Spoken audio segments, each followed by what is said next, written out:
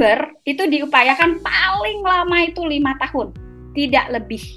Kenapa? Karena kita mau, dulu itu saya di Linkmate itu banyak banget kerjasama tuh yang over gitu ya, terlalu lama. Nah, terus tidak pernah dievaluasi, akhirnya kerjasama itu kan harus dievaluasi, harus diperbarui. Jadi kami waktu itu menyusun di Permendagri 22 tahun 2020, ya udah kita state 5 tahun sesuai dengan waktu itu periode dari kepala daerah gitu. Dan bisa kok diperpanjang sesuai dengan kesepakatan. Nah, kemudian rancangan kerjasama tersebut kan ditandatangan ya. Nah, di tanda tangan itu ada 2, nanti di fotokopi, di dokumen tersebut dibuat rangkap 2. Pertama buat si mitra dan untuk kedua belah pihak ya, saling bermitra tersebut. Dan 1 juga nanti akan disimpan oleh teman-teman di bagian atau biro yang menangani kerjasama daerah itu, karena teman-teman di bagian kerjasama itu adalah sekretariat dari tim koordinasi kerjasama daerah. Ingat ya, TKKSD itu tim koordinasi kerjasama daerah. Nah, kemudian Bapak dan Ibu, ketika ternyata kita melakukan kerjasama ini, baik KSDD atau KSDPK itu membebani masyarakat gitu ya, maka di situ ada yang butuh persetujuan DPRD. Nah, kemudian setelah itu udah ditandatangani kesepakatan bersama, nanti kita disusunlah yang namanya PKS gitu ya. Perjanjian kerjasamanya itu seperti apa. Nah, PKS ini detail Bapak dan Ibu. Nah, ini yang selalu saya ingatkan kepada teman-teman organisasi perangkat daerah, bahwa teman-teman di bagian kerjasama itu terkadang juga kan bukan semua itu ahli teknis kegiatan dan bukan semua ahli hukum, begitu ya. Makanya ada yang namanya tim koordinasi kerjasama daerah. Jadi bantulah ketika membuat PKS itu sedetil, serinci mungkin, yang harus mampu kita melakukan yang namanya manajemen resiko. Karena di PKS ini sudah berimplikasi hukum.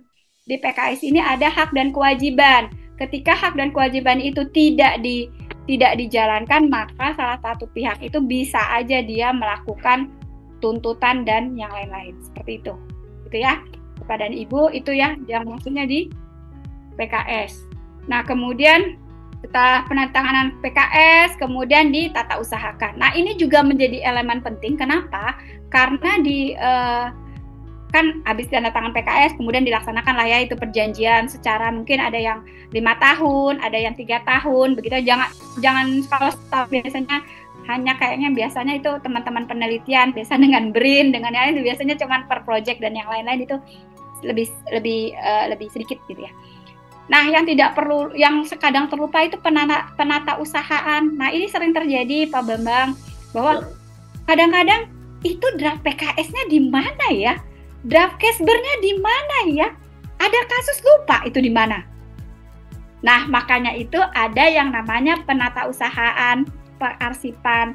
Nah, ini kenapa masuk dalam Permendagri 22? Itulah Pak, namanya untungnya kita berpindah mutasi gitu ya. Kalau lihat di CV saya dulu pernah jadi Kasubag PU pimpinannya Dirjen Bina Adwil. Di situ saya belajar arsip aktif dan arsip inaktif ya Pak ya. Nah, terus ada yang pengklasifikasian arsip. Di situ kita menyadari pentingnya arsip begitu ya. Nah, Casber PKS ini adalah bentuk arsip. Nanti kadang harus kita amankan dulu nih arsipnya gitu ya, jangan sampai hilang. Nah, itulah yang harus kita perhatikan. Inilah skema dari tahapan kerjasama daerah dengan daerah yang terjabar dari pasal 6, kemudian diturunkan di masing-masing pasal begitu. Lanjut. Nah, Bapak dan Ibu, tadi KSDD semoga sudah lebih paham ya terkait dengan KSDD. Tidak sulit memahami KSDD, yang penting kita tahu bahwa KSDD adalah kerjasama daerah dengan daerah, ya ini ada usaha bersama yang dilakukan daerah dengan daerah lain. Kemudian kita juga harus tahu objek yang dikerjasamakan, urusan pemerintahannya apa, kewenangannya apa, itu ya. Kalau KSDPK yang membedakan adalah hanya dengan bagaimana dia bekerja sama dengan pihak ketiga. Lanjut. Nah, ini tahapan KSDPK Bapak dan Ibu kurang lebih sama dengan KSDD, cuman yang membedakan di KSDPK itu kita harus detail Bapak dan Ibu. Detailnya tuh begini.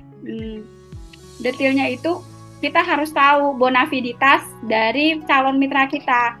Karena nggak jarang juga ketika dia offering sesuatu tuh pasti mitra yang meng-offering sesuatu tuh mitranya tuh pasti pengennya tuh baik-baikin kita.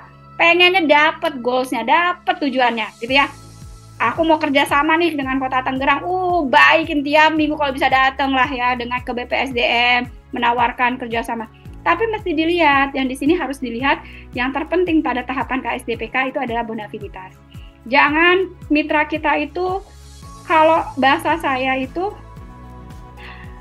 kalau kerja sama daerah tuh mutual arrangement.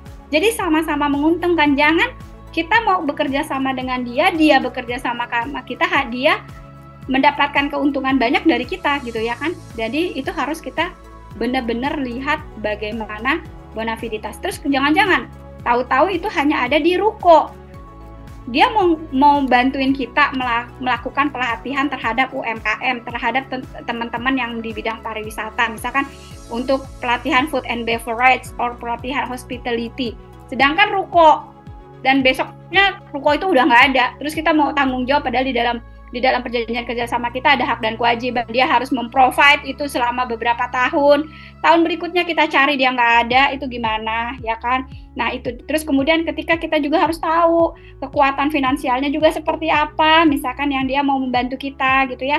Jangan dia make logo Kota Tangerang berterus-terusan, tapi kita tidak dapat dampak impact dari pencantuman logo itu, dan dia bisa nge-branding pihak ketiga, misalkan adalah PT apa gitu yang memakai branding Kota Tangerang untuk brandingnya dia, padahal sebenarnya dia tidak melakukan apa-apa untuk kita. Karena itu, makanya itu harus ada yang evaluasi kerjasama daerah. Itu penting banget Bapak dan Ibu.